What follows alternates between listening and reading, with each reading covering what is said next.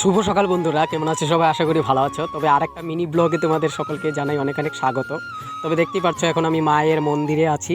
তবে আজকে ভাবলাম যে তোমাদের কাছে একটু মায়ের মন্দিরটাও মানে দর্শন করাই।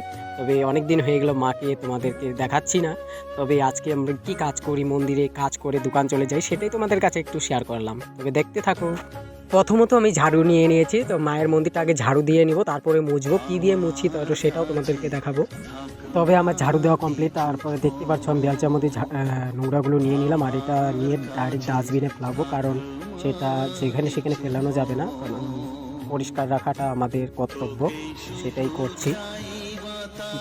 বন্ধুরা দেখতে পাচ্ছ এটা হচ্ছে মোছার জন্য। তবে সেটা দিয়ে মায়ের মন্দিরটা মুছে নিব প্রথমে, তারপরে পুজো দিব। তো বন্ধুরা আমার মন্দির মোছা কমপ্লিট হয়ে গেছে, এখন মাকে পুজো দিব। তবে মাকে কি দিয়ে পুজো দিব, আমি তো ফুল খুঁজেই পাই না। তবে আমাদের বাড়ি থেকে কিছু ফুল এনেছি। তবে মায়ের প্রিয় ফুল হচ্ছে আমাদের সেই